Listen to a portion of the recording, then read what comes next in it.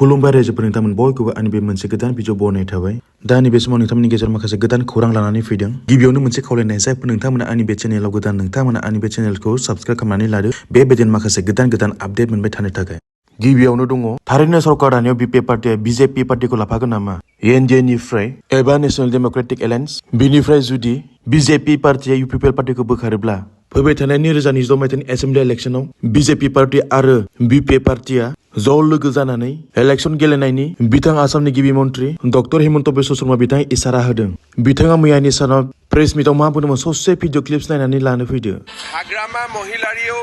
BJP লগত সহযোগিতা কৰিব আৰু BJPও BPFৰ লগত সহযোগিতা কৰিব আৰু আপোনালোকে জানে যে হাগ্ৰামা মহিলাৰ লগত মোৰ সম্পৰ্ক আজি নহয় 2001-2 চনৰে আমাৰ এটা বিশেষ সম্পৰ্ক আছে আৰু যোৱা 5 বছৰো যেতিয়া হাগ্ৰামা মহিলাৰীৰ এটা ৰাজনৈতিকভাৱে তেওঁ BTCৰ পৰা আঁতৰত আছিল মই ব্যক্তিগত সম্পৰ্ক মোৰ লগত সদায় আছিল আৰু ব্যক্তিগত সম্পৰ্ক আমি সদায় মেইনটেইন কৰি ৰাখিছিলো গতিকে ইয়াক ৰাজনৈতিকলৈকে ৰূপান্তৰ কৰোঁতে সময় নালাগে হাগ্ৰামা মহিলাৰ লগত কথা পাতিছো ভৱিষ্যতে BJP আৰু BPFে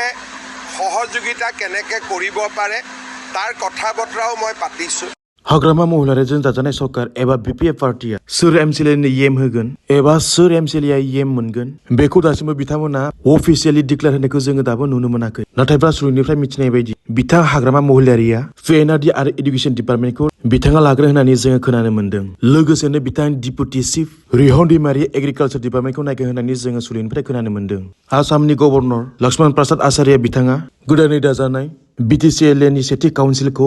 गाबोन 9 अक्ट'बरनि 10 रिंगायाव लानो थाखाय बिथाङा बिथोन हरदों हारियानानि सासे IPS अफिसार वाइ पुरान कुमार बिथाङा गावनि थाग्रा खथायाव गावखौनो फोजोबना लायो नाथायब्ला बिथाङा गावखौ मानो फोजोबना लाखो बिनि जाहोनखौ जेबो मोनथिथ'नाय जायाखै जुबिन गार्डनि बडिगार्डनि आखायाव थारैनो सोमोनांथावै SIT टीमा सिग्रोमनानै गोबां लाख रांनि बेंक एकाउन्टआव लेना देना जानायखौ नुनानैहाय सानै बडिगार्डखौ सोंनाय हाबाफारिया सोलिगासिनो दङ आसा खालायो थाबैनो जुबिन गार्डनि थैनायनि जाहोनखौ मोनथिग्रो होननानै आरो थाबैनो दायनिगिरिफोरा साजा मोनगोन होननानै जोङो आसा खालामो फैबाय थानाय 31 अक्ट'बराव जुबिन गार्डनि जोबथा सावथुन रय बिनाले बिनि गिबि मेथाइ मुरमन जाय